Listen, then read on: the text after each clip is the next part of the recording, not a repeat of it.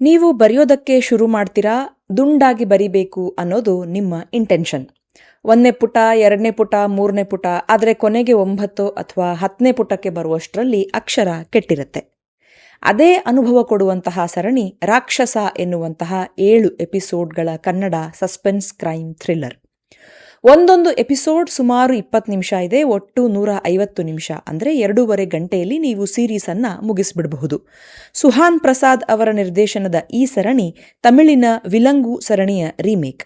ZEE5ನಲ್ಲಿ ಲಭ್ಯವಿದೆ. ಕಥೆ ಏನು ಅಂತ ಸ್ಪಾಯ್ಲರ್ ಇಲ್ಲದೆ ನೋಡೋಣ. ಒಂದು ಊರು, ಘಟಪ್ರಭಾ ನದಿ ತೀರ.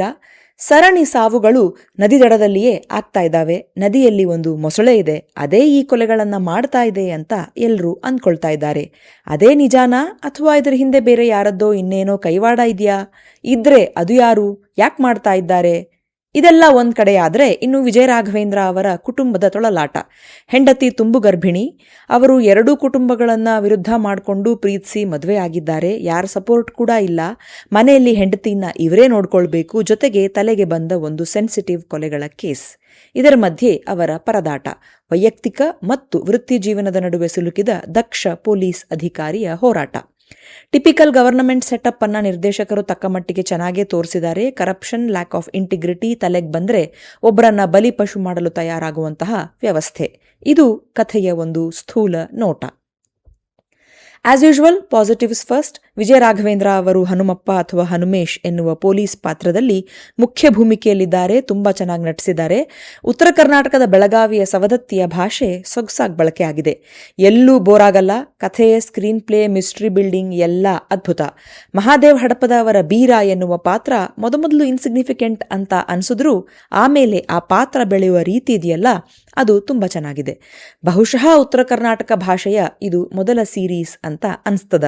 ರನ್ ಟೈಮ್ ಬಹಳ ಕಡಿಮೆಯದ. ಯಾವುದೂ ಅನವಶ್ಯಕ ಇಲ್ಲ, ಎಳೆದಿರೋ ಪ್ರಸಂಗಗಳು ಯಾವುದೂ ಇಲ್ಲ.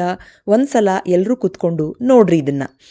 ಇನ್ನು ನೆಗೆಟಿವ್ಸ್ಗೆ ಬರೋದಾದ್ರೆ, not exactly negative, what is lacking ಅಂತ ನೋಡೋದಾದ್ರೆ, 4 ಎಪಿಸೋಡ್ವರೆಗೂ ಅದ್ಭುತವಾಗಿ ಹಿಡಿದಿಟ್ಟ ಕಥೆ ಅದ್ಯಾಕೋ ಪಟ್ ಅಂತ ಬಲೂನ್ ಒಡೆದ ಹಾಗೆ ಒಡೆಯುವ ಒಂದು ಭಾವನೆಯನ್ನು ಕೊಡುತ್ತೆ. ಕೊನೆ 3 ಎಪಿಸೋಡ್ ಮೊದಲ 4 ಎಪಿಸೋಡ್ಗಳಷ್ಟು ಎಂಗೇಜಿಂಗ್ ಆಗಿಲ್ಲ. ನಾನು ಇಂಟ್ರೋನಲ್ಲಿ ಹೇಳಿದ ಹಾಗೆ ಕೊನೆಗೆ ಸ್ವಲ್ಪ ಗಡಿಬಿಡಿಯಾಗಿದೆ ಸ್ಕ್ರಿಪ್ಟ್ನಲ್ಲಿ ಅಂತ ಅನ್ಸುತ್ತೆ. DSP ಪಾತ್ರದಲ್ಲಿ ಅಭಿಜಿತ್ ಅವರ ಕಾಂಟ್ರಿಬ್ಯೂಷನ್ ಈ ಕೇಸ್ಗೆ ಏನೇನೂ ಇಲ್ಲ. ಆಗ್ಲೇ ಹೇಳಿದ ಹಾಗೆ ಟಿಪಿಕಲ್ ಮೈಂಡ್ಸೆಟ್. 6 ತಿಂಗಳಲ್ಲಿ ಅವರ ರಿಟೈರ್ಮೆಂಟ್. ತಲೆಗೆ ಏನೂ ಬರಬಾರ್ದು, ಅಷ್ಟೇ ಅವರ ಆಸಕ್ತಿ. ಇನ್ನು ಕ್ಯಾಮಿಯೋ ಅಲ್ಲಿ ಬರುವಂತಹ ಅವಿನಾಶ್, ಆ ಪಾತ್ರದ ಪರ್ಪಸ್ ಏನು? It's unclear. ಅದ್ಯಾಕೆ ಆ ಪಾತ್ರದ ಪ್ರವೇಶವನ್ನು ನಿರ್ದೇಶಕರು ತಂದ್ರೋ ತಿಳಿಯೋದಿಲ್ಲ.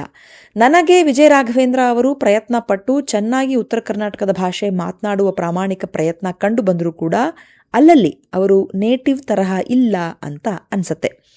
ಸಿನಿಮಾಗಳಲ್ಲಿ ಅಥವಾ ಸೀರೀಸ್ಗಳಲ್ಲಿ ವೈಯಕ್ತಿಕವಾಗಿ ನನಗೆ ಇಷ್ಟವಾಗದ ಒಂದು ಅಂಶ ಏನಂದ್ರೆ, ಪೊಲೀಸ್ ಇಲಾಖೆಯಲ್ಲಿ ಅದರದ್ದೇ ಆದ ಸಮಸ್ಯೆಗಳಿವೆ. ಎಲ್ಲ ಇಲಾಖೆಗಳಲ್ಲೂ ಇದೆ, ಈ ಡಿಪಾರ್ಟ್ಮೆಂಟ್ ಕೂಡ ಏನು ಹೊರತಲ್ಲ. ಆದರೆ the most thankless job is police job. ಅವರನ್ನು ಒಂದು ರೀತಿಯ ಲಘು ಹಾಸ್ಯಕ್ಕಾಗಿ ಆದರೂ ಇನ್ಎಫಿಷಿಯಂಟ್ ಅನ್ನೋ ಅರ್ಥದಲ್ಲಿ ತೋರಿಸೋದು ನನಗೆ ಅದು ಯಾಕೋ ಸೇರದ ವಿಚಾರ.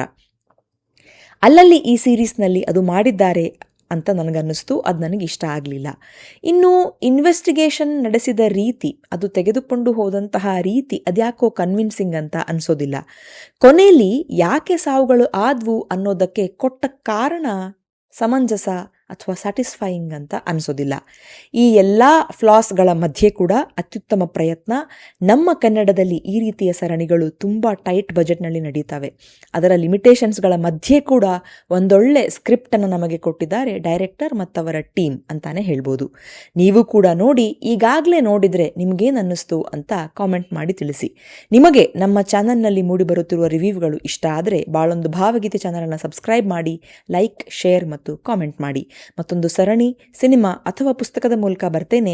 ಅಲ್ಲಿವರೆಗೂ ಯೋಚನೆ ನಿಮ್ಮದಾಗಿರಲಿ, ವಿಶ್ಲೇಷಣೆ ನಮ್ಮದಾಗಿರಲಿ, ಬಾಳು ಹಾಡಾಗಲಿ, ಭಾವ ಜೊತೆಗಿರಲಿ. ನಿಮ್ಮ ಸಮಯಕ್ಕೆ ಧನ್ಯವಾದಗಳು. ಮತ್ತೆ ಸಿಗೋಣ.